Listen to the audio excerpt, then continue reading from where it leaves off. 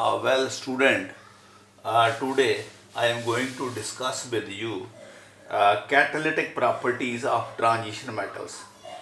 Catalytic properties. देखो बेटा, transition metals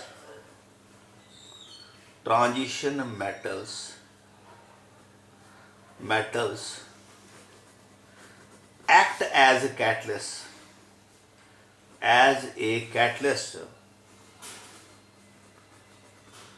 catalyst in many reactions.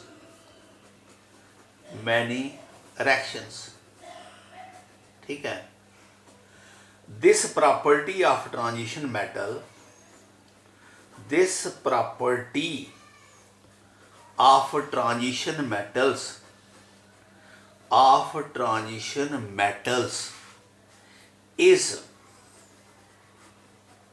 is due to their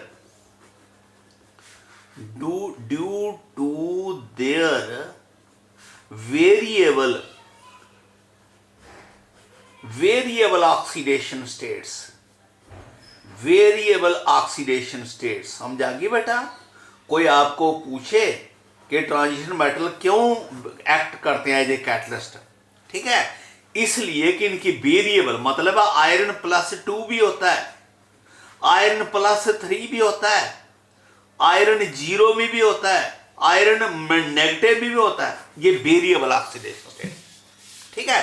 तो example तो बताने की बहुत सारी एग्जाम्पल्स हैं. आपको मालूम है नाइट्रोजन हाइड्रोजन में हम आयरन को यूज करते थे to prepare ammonia. There are number of reactions.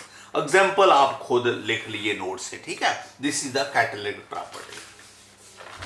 Next is interstitial compound formation. Interstitial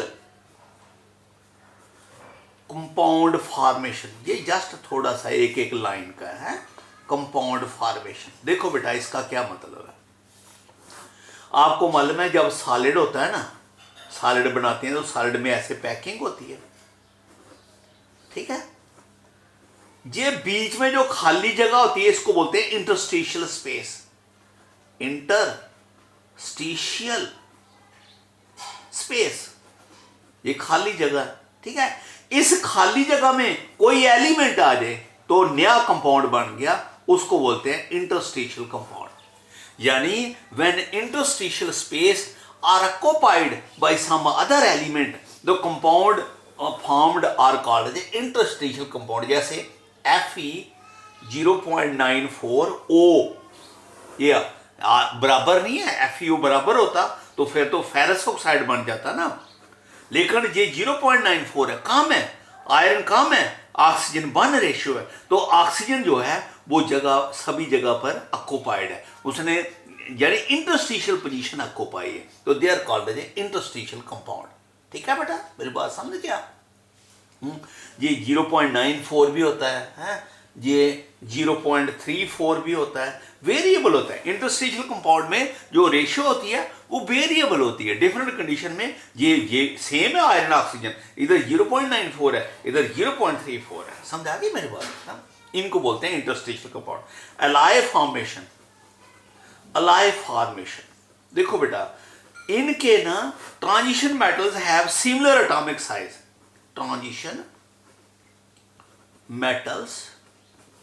metals have similar atomic sizes. उनके एटॉमिक साइजेस सिमिलर है बेटा. इसकी वजह से देखो, ये एक एलिमेंट है, उसका ये साइज है. ठीक है. तो साइज सेम है. ये दूसरा एलिमेंट है, उसका भी साइज इतना है. तो अब किसी तरह से इस एलिमेंट को निकाल दो, उसकी जगह ये दूसरा एलिमेंट बना दो, तो अलाय बन गया ना. अलाय क्या होता है? मिक्सचर ऑफ टू मेटल है. दो अलग मेटल का मिक्सचर बना के, या दो या तीन भी होती है, मिक्सचर बना के वो अलाय बनता है. तो वो ये इनका साइज एक जैसा आता है. तो एक जैसा जो साइज है, स्ट्रक्चर डिफेक्टिव नहीं होगा. तो एक एटम निकाल दो, उसकी जगह दूसरा डाल दो, तो आपका अलाय बन गया. ठीक है. तो ये अलाय बनाते हैं because of this basic property. Similar atomic size की वजह से they form the ally. Okay बेटा. देखो बेटा, reactivity of transition metals, reactivity of transition metals. Reactivity बेटा आपको मालूम है, ट्रांजिशन मेटल में मैंने आपको समझाया था, हैं ये आपके ट्रांजिशन मेटल हैं, ये वाले, ठीक है। इसके पहले कौन है, एस ब्लॉक, इधर कौन है, पी ब्लॉक। ये ट्रांजिशन मेटल हैं, ये जो ट्रांजिशन मेटल हैं, दे आर रेक्टिविटी, ये they are less reactive than s as well as p. P भी ज़्यादा एक्टिव है, एस भी ज़्यादा एक्टिव है, their activity is less as compare to s block and the p block. समझ लगे। और आपको ट्रांजिशन मेटल की बात मालूम है, दे आर लेस, ये इलेक्ट्रोनेगेटिव है, ये इलेक्ट्रोपॉजिटिव है, और ये इनसे कम इलेक्ट्रोपॉजिटिव है और इनसे कम इलेक्ट्रोनेगेटिव है। तो एलिमेंट रिएक्टिविटी पता है कैसे बढ़ती है, अगर एलिमेंट इलेक्ट्रोपॉजिटिव बहुत हो तभी भी हाईली रिएक्टिव होता है, अगर एलिमेंट इलेक्ट्रोनेगेटिव बहुत हो तभी भी हाई रिएक्टिव होता है। तो पी ब्लॉक इलेक्ट्रोनेगेटिव है, एस ब्लॉक इलेक्ट्रोपॉजिटिव है, they are highly reactive because of their electropositive character and electronegative. मेरी बात समझ रही है। बोलता हूं मैं, कई बार पूरा लिखता नहीं हूं, समझ आती है ना बात। इलेक्ट्रोपॉजिटिव, अगर इलेक्ट्रोपॉजिटिव कैरेक्टर हो तभी भी रिएक्टिविटी ज्यादा होती है, अगर इलेक्ट्रोनेगेटिव कैरेक्टर हो तभी भी बेटा रिएक्टिविटी ज्यादा होती है, ठीक है। इनकी इलेक्ट्रोनेगेटिविटी ज्यादा है, इनकी इलेक्ट्रोपॉजिटिविटी ज्यादा है, इसलिए एस और पी रिएक्टिव है।